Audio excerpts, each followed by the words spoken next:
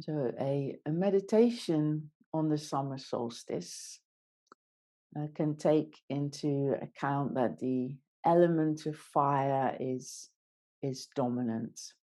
Um, and the Earth Pathways Diary this year, 2023 Earth Pathways Diary, I've got says the element of fire rides high. This sense of the sun being very high in the sky, and the longest hours of daylight, perhaps uh, drawing us back outside. After winter, spring can still be quite up and down, and now we're more reliably able to be outside and enjoy the wide skies, go out in nature. Maybe not in the hottest part of the day, but there's plenty of sunlight to go outside early or late. It might be a time of year where we can feel more physically connected to nature because we're spending more time in the garden, getting our hands in the earth, tending the plants, watering the plants, maybe walking barefoot on grass or warm soil, beach. And some people also going wild swimming in the rivers and the seas and drying off in the sun. So we often have many more ways of being more deeply connected to nature in a bodily way, in an embodied way. And at the same time, nature is in full flow of growth, in leaf and blossom and fruits appearing on the trees. So in this meditation on the summer solstice and the fire element, I'll guide you to bring attention to any sense of those types of things in your body right now. This sense of being in full flow, being maybe affected in your embodiment by the time of year. So settling again in a posture that suits you, that perhaps connects you to some of these elements of summer, whether it's a flowering shrub outside your window or inside your house, whether you can see the sunlight directly or indirectly. And if it's a little bit dark right now, like where I am right now, it's not that bright. It's raining, it's grey, but there's a sense of warmth, and I can see the flowers outside. So we can sometimes connect to nature on the outside, and we can always connect to nature on the inside. But connecting to nature on the outside can be the bridge to bring us more aware of that in our own bodies as well. And then the posture for this time of year can be quite a relaxed fire. So I mentioned basking in the sunlight. So that implies a sense of relaxedness, sunbathing. So I advocate initially for a relaxed posture. It could be lying down, it could be leaning back in your seat.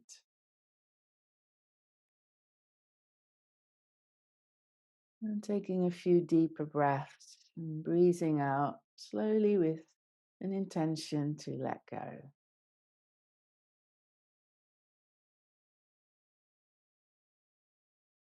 As if we're getting ready for a moment of rest in the sun, in the garden.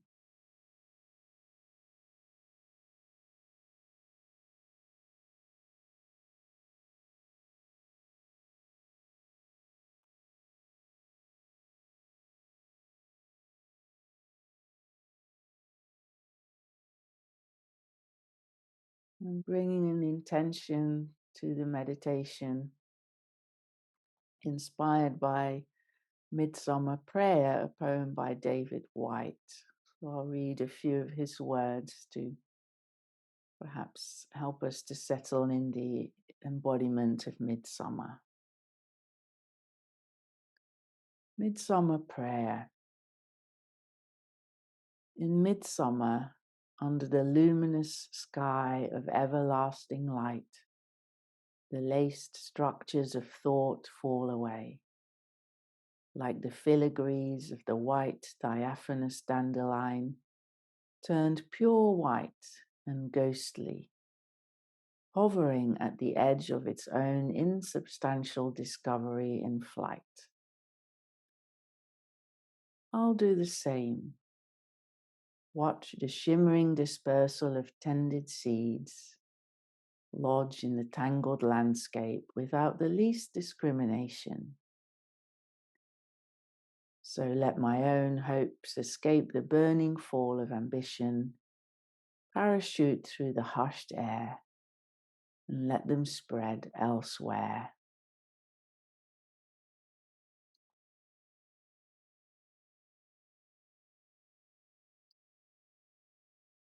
So perhaps an intention to allow our own mind to settle, to let our thoughts fly away like those dandelion seeds. Let them float away. Eventually they'll land somewhere else.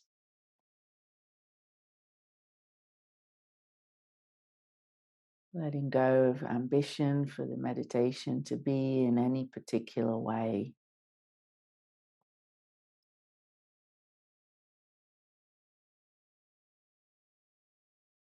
And to simply be with the body in the present moment.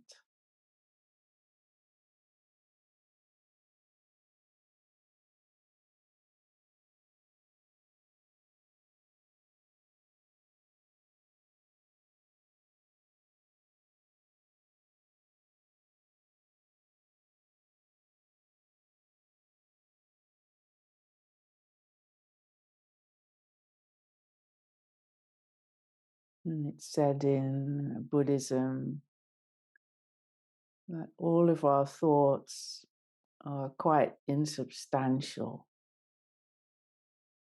They don't have any inherent existence.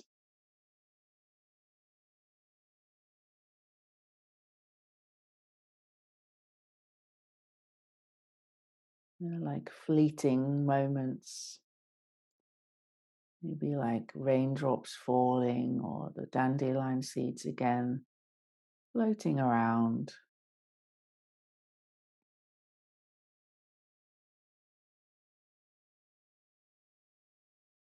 So seeing thoughts like that, thoughts that come and go, there's nothing you need to do with them. You might be aware of them. You might watch them appear and disappear.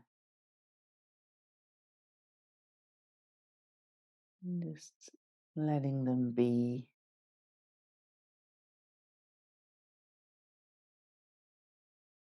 And if we don't tend to them in any way, we don't water them, we don't try to stop them, they will just disappear.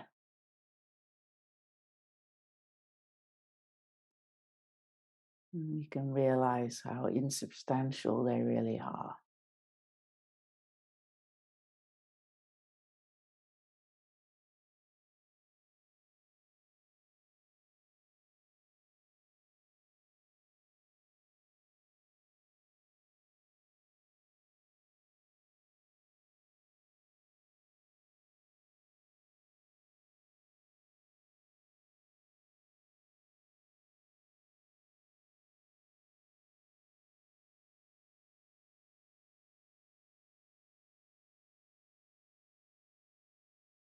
So whenever thoughts arise, letting them be,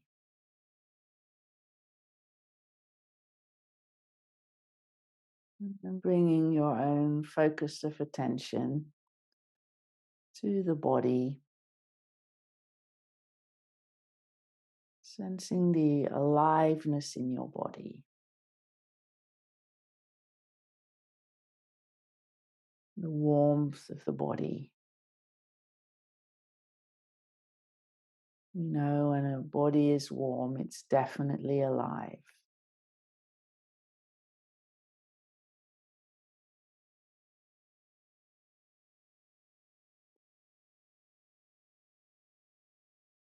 Noticing which parts of your body feel warm right now.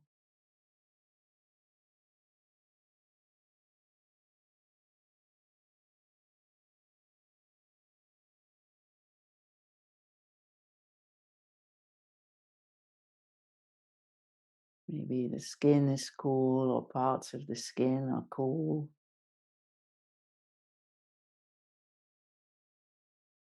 And there will also be areas that feel very warm, very alive.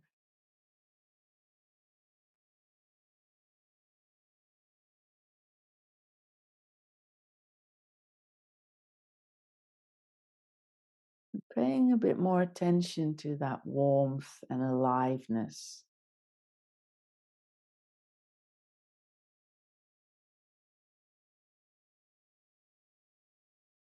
How does it feel? Is it like a warm glow?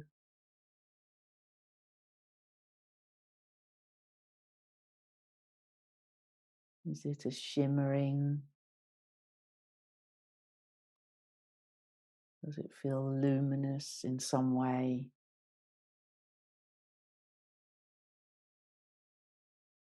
Is it a bit sparkly, a bit tingly?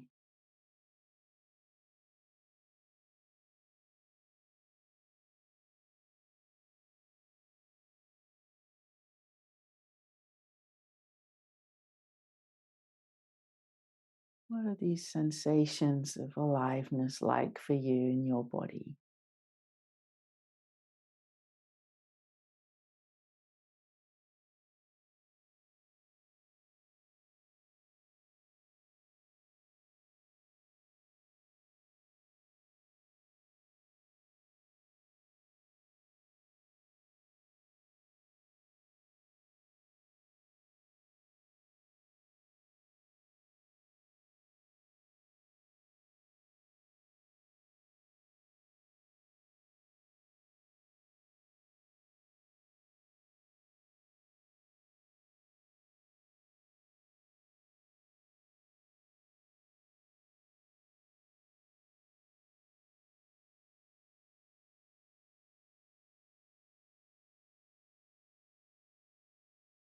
Perhaps you feel fired up about something. Maybe there's a fire in you that's more of the emotional kind. Sometimes it's a restlessness of wanting to jump up and do something.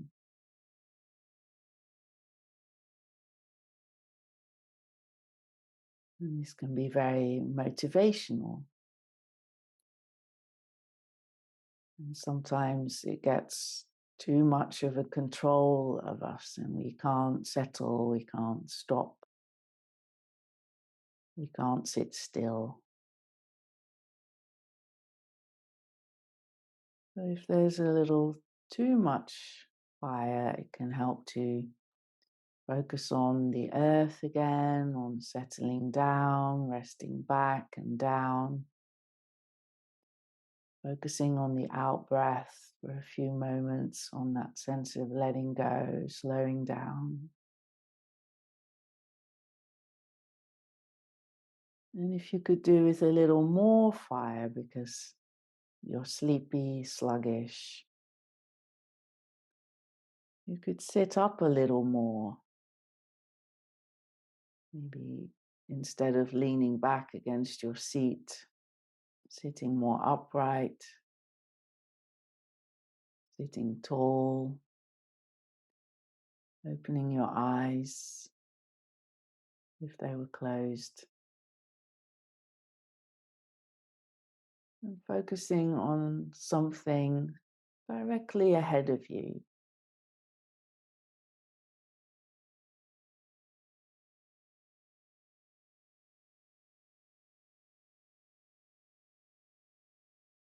And you could also, to get a bit more fire, subtle fire, bring the tips of your thumbs and index fingers together in the gesture of concentration, with the palms either resting up or down, down for a little more earth, up for a little more air.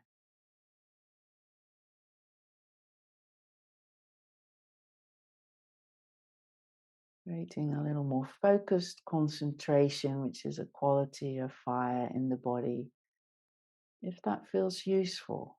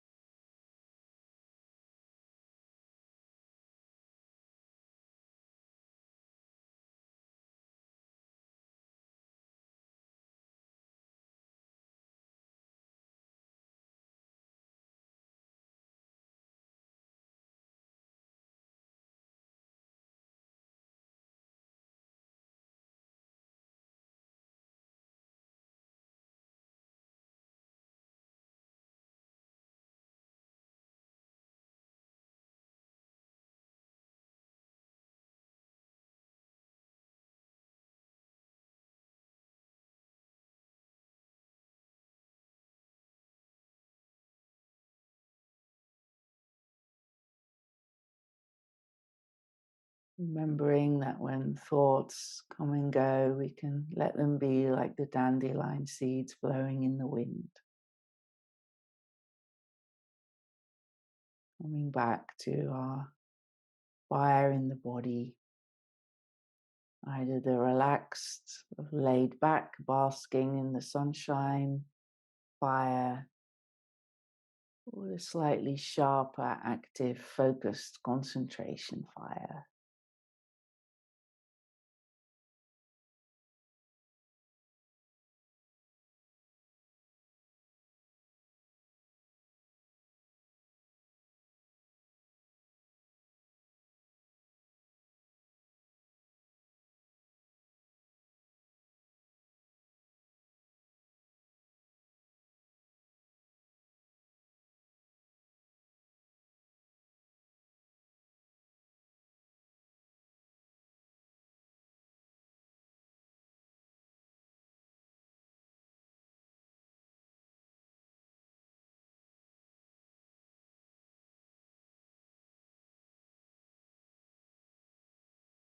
Out of these two slightly different fiery embodiments, if you've been doing the concentration one, sitting more upright, eyes open, focusing on a point in front of you, might want to go back into the contrast of settling back for a moment, resting against the back of your seat again, relaxing your hands, letting go of the concentration gesture, or the other way around. Try a little bit of both. And consider which one you might need a bit more of today or this week. You might also recognize, oh, no, I do one of those quite a lot. I'm quite familiar with one or maybe both of those, but sometimes there's a sense of, oh, I do a lot of one of those in my life, and I could do with balancing it out with maybe a little bit more water into that basking in the sunlight, that sense of, oh, it's a beautiful day, maybe I'll just enjoy it instead of keeping up with my to-do list. So that could be a bit of throwing water on the fire of doing.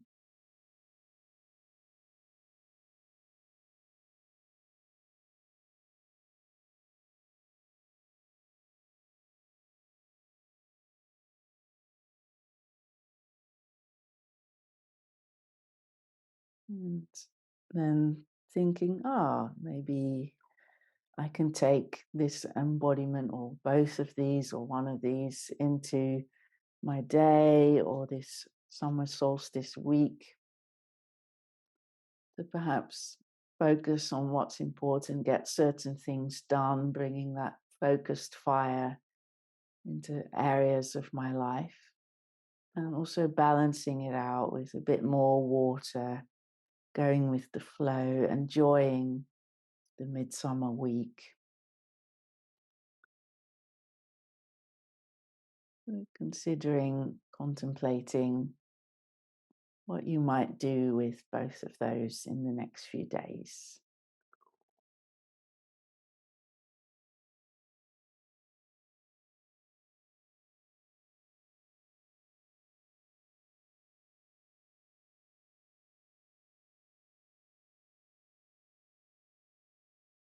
I'll finish with a personal example.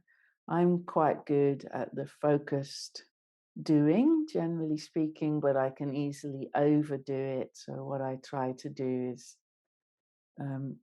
bring in some water, listening to my body, being aware when I kind of go into hyper focus, very mentally focused on the stuff I want to get done or the deadline, and then forgetting to give myself a break. So I deal with it by every hour spending 5 minutes, 10 minutes in the garden, just being, just enjoying nature. And that can feel really forced. Like I don't always want to stop what I'm doing. I can really be in that zone of doing, doing, doing. But overall, it's really helpful if I honor those pauses. And I often remember years ago ringing a friend on a beautiful day, like sort of like the first proper spring day it was, something like that, and saying, "Hey, do you fancy going for a walk in the woods? It's such a beautiful day. We haven't had a beautiful day like this for ages." And she said, "No, because I'm cleaning the fridge today." And I was just like, what, you can't clean the fridge tomorrow? It didn't seem that important. But no, it was part of a housework schedule to clean the fridge today, and that's a very earthy thing. Like, this is what I do today, and I'm not veering off that. And I kind of felt a bit sad for her, but I absolutely could not persuade her to postpone cleaning the fridge. So recognizing how you might be either with that little drivenness or sometimes being super earthy and structured. Well, this is what I do on Tuesday, so nothing else will get in the way. That can either be this kind of rigidity of earth, a little too rigid maybe, or the fire of, no, I must do this, it's really important. And noticing when it's perhaps a little excessive and when we can balance it out with another quality for our own well-being.